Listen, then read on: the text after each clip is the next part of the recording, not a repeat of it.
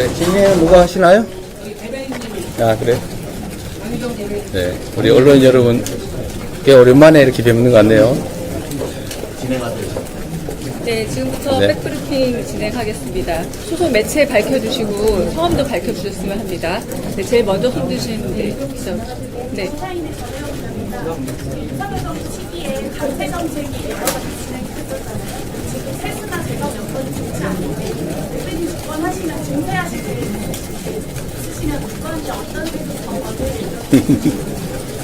네, 재정이 어려운 건 사실인데 증세를 할 것인지 감세를 할 것인지 얘기를 지금 드리기는 부적절하고 쉽게 결정하기 어려운 문제입니다. 네. 한국경제 TV 전문진입니다. 지난 대선 때 핵심 비전은 이제 전반적 공정 성장이었던 네. 건데 이번에 이제 오늘 제시해 주신 K 이니셔티브는 좀 어떻게 다른 건지 비교해서 설명을 이해하셨습니다. 뭐 두 가지가 뭐 완전히 다른 거다라고 말씀드릴 수는 없을 것이고 본질적 내용은 동일합니다. 다만 당시에는 공정성에 좀 주안점을 뒀다면 이제는 성장에 좀 더 무게중심을 옮겼다고 할 수 있겠고, 다만 K 이니셔티브는 그 내용으로 우리가 앞으로 대한민국이 세계 속에서 주도적 역할을 할 영역을 최대한 많이 발굴을 하자, 그런 취지입니다. 이미 아시는 것처럼 K컬처 콘텐츠 부분은 상당히 세계 속의 대한민국으로 인정받고 있죠. K민주주의도 마찬가지고, 이제 앞으로는 우리가 세계 문화 콘텐츠 또 민주주의 가치 이런 측면에서 중심적 역할을 하고 그를 통해서 성장의 한 축을 만들어 보겠다, 그런 취지로 이해해 주시면 좋겠습니다. 네. 대표님, 오마이뉴스 공통인데요. 아까 발표문에서 말씀해 주신 내란 종식이랑 입체혁명 두 가지 좀 여쭙고 싶은데, 대통령 선거에 출마한 이재명 후보가 생각하는 내란 종식이라는 것은 구체적으로 어떤 것을 말씀하시는 건지, 그러니까 어떤 것까지 마무리가 돼야지 내란이 종식됐다고 생각할 수 있는 건지 네. 알려주고 싶고요. 입체혁명을 계속 언급을 해주시는데, 응원봉을 들고 광장에서 집회를 주도했던 2030 여성들에 대해서는 구체적으로 언급이 없는 것 같아서 여성 문제를 일부러 피하는 것처럼 보이기도 하는데, 좀 오늘 비전 발표하시는 자리니까 2030 여성 유권자들을 위한 비전을 좀 어떻게 구성하고 계신지 두 가지 좀 여쭤보고 싶습니다. 네, 하나만 아시죠? 첫 번째로, 내란은 어떻게 종식되는가, 언제 종식되었다고 할 수 있는가, 그 문제에서는 저는 지금도 내란은 계속되고 있다고 생각합니다. 내란의 주요 책임자들이 여전히 다 밝혀지지 않고 있습니다. 일단 진상이 정확하게 드러나고 또 상응하는 명확한 책임이 부과되고 앞으로는 다시는 이런 일이 생기지 않게 하는 것, 그 제도적 장치, 사회적 합의가 완료돼야 저는 내란에 대한 청산이 끝났다라고 생각합니다. 안타깝게도 이 국가 질서의 근본은 헌법 그리고 그 하위 규범인 법과 규범들일 텐데 최고 규범인 헌법이 일상적으로 무시되고 심지어 파괴되고 있습니다. 잘 아시는 것처럼 지금 대통령 권한 대행이 내란 대행이라고 불리지 않습니까? 이런 상황들이 다 정리되어야 된다. 여전히 헌법 파괴 세력, 내란 세력은 준동하고 있는 상태다, 이렇게 봅니다. 이 빛의 혁명 과정에는 모든 국민이 함께 했지요. 그건 국민들이라고 하는 거대 공동체 모두의 성과이고 모든 국민과 함께 가야 될 일이다, 이렇게 생각합니다. 네. 최기진 기자입니다. 지난 대선에 이어서 이번에 두 번째 대선 출마인데 두 가지가 뭐가 달라졌는지랑 그만큼 이재명 후보란 사람은 뭐가 달라졌는지 궁금합니다. 너무 어려운 질문인데요. 많은 게 변했지요. 객관적인 국가 상황도 많이 변했습니다.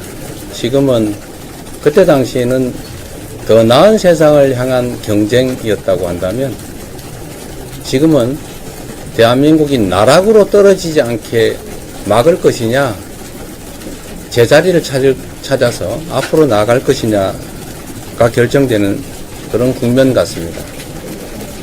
저번 대선에서는 최소한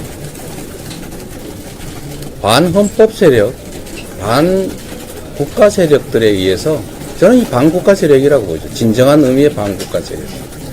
이 반국가 세력에 의한 공동체 파괴의 위협, 이런 게 저번 대선에 최소한 없었습니다. 그러나 이번에는 내란이 계속되고 있다고 말씀드린 것처럼 국가 공동체를 파괴하려는 그런 시도를 하는 세력이 여전히 남아있죠. 그래서 이거는 말씀드렸던 것처럼 파괴와 퇴행의 과거로 갈 것인지 회복과 성장 발전의 정상적인 세기를 갈 것인지가 결정되는 역사적 분기점 또는 분수령 같은 거다라고 말씀드린 겁니다. 그런 객관적 상황의 차이가 있다고 할 수 있겠고요. 또 하나는 이재명이 좀 달라졌겠죠. 좀 더 절박해졌고, 좀 더 간절해졌고, 좀 더 큰 책임감을 느끼고 있습니다. 네, 저희 이제 종종 더 자주 뵐 것 같습니다. 마지막 질문 하나만 받고 좀 경제 질문도 좀 받아주세요. 아까 한국경제 질문 받았습니다. 네, 이거 질문 질문 받겠습니다. 죄송합니다. 아직까지 당내 경선이 확정되지 않았는데요. 다른 주자들은 기본적으로 국민 선거인단 방식을 해야 된다고 말씀하시는 분도 계시고, 다만 당원특권 시대를 맞아서 권리당원의 비중을 좀 늘려야 한다 이런 주장도 나오는데, 어떤 쪽이 바람직하다고 보시는지. 제가 선수인데 심판의 규칙에 대해서 뭐라고 말하겠습니까? 합리적으로 국민과 당원의 뜻에 따른 어떤 결정도 다 수용하겠습니다. 네, 경제 관련 질문에 대해서 한번 이르고 하나만 더 받아볼게요. 어제 영상이나 이런 거 보면 이제 서울경제신문 송종훈 기자입니다. 어제 영상과 같이 보면 이제 경제성장과 국기구상에 대해서 말씀하셨습니다. 그 내용을 보면 사실은 첨단 산업의 발전하는 데 있어서 개별 기업이 감당하기 어려운 게 정부가 필요하다. 네. 그리고 국기 외교에서도 기업과 정부의 역할 분담이 필요하다. 기업이 강조됐던 게 참 특이하다는 네. 것입니다. 기업과 어떤 정부의 거버넌스를 형성한다든지 기업의 역할을 구분하신다는 구체적으로 어떤 게 될지 네. 궁금합니다. 아까 이제 최규진 기자님이 말씀하신 거와 조금 관련이 있는데, 경제 외교 상황도 많이 변했죠. 당시와 지금은 몇 년 사이이긴 하지만 경제 질서랄까 국제적 경제 상황이 완전히 달라졌습니다. 인공지능을 중심으로 한 첨단 과학기술의 새로운 시대가 시작되고 있습니다. 아마 여기 계신 언론인 여러분, 또 우리 국민 여러분 대부분도 아마 이제는 소위 거대 언어 모델, 소위 뭐 챗GPT 같은 이런 인공지능을 대체적으로 많이 사용하실 거예요. 저도 가끔씩은 놀랍니다. 우리 보좌진들보다 훨씬 낫다는 생각을 할 때가 있어요. 미안합니다. 근데 이게 완전히 새로운 세상이 열리는 거죠. 그런데 경쟁은 국가 단위 경쟁을 넘어서서 이제는 사실 국가의 경계가 사라졌습니다. 그런데 경제적 경쟁 활동은 사실 다 기업들이 하게 되죠. 그런데 그 기업들도 이제는 국가 내의 대기업이라고 불리는 정도 가지고는 안 되고 소위 글로벌 기업으로 정말 초거대 자본력, 기술력을 필요로 합니다. 근데 개별 기업들이 감당하기가 어렵죠. 그래서 지금은 기술 투자든 연구개발이든 인재 양성이든 또는 새로운 사업을 시작해서 세계 경쟁에 나서든 개별 기업 단위가 감당하기는 너무 어렵습니다. 그래서 국가 단위의 관여, 지원, 투자, 협력이 반드시 필요하죠. 그런 역할을 새롭게 시작해야 되겠다. 그 말씀을 좀 강조해서 드린 겁니다. 결국 국가의 부는 기업이 창출하죠. 또 국가 간 경쟁을 넘어서서 글로벌 경쟁들은 기업이 하죠. 다만 그 기업들이 좀 더 공익적이고 좀 더 합리적이고 또 그 기업 활동으로 인해 생겨나는 이익을 누군가가 독식하는 게 아니라 합리적으로 많은 사람들이 나눌 수 있어야 되겠습니다. 그리고 최근에 특정 창업 기업이 다른 나라에 인수 합병되는 것보다는 국내에서 투자를 유치하는 게 훨씬 낫지 않겠냐 이런 논란이 벌어지기도 합니다.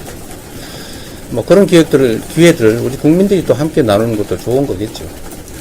어떤 약간의 경제 패러다임 상황이 많이 변했다. 정부의 역할이 더 중요한 시대가 다시 도래했다. 이 말씀을 다시 한번 드립니다. 네, 고맙습니다. 수고했습니다.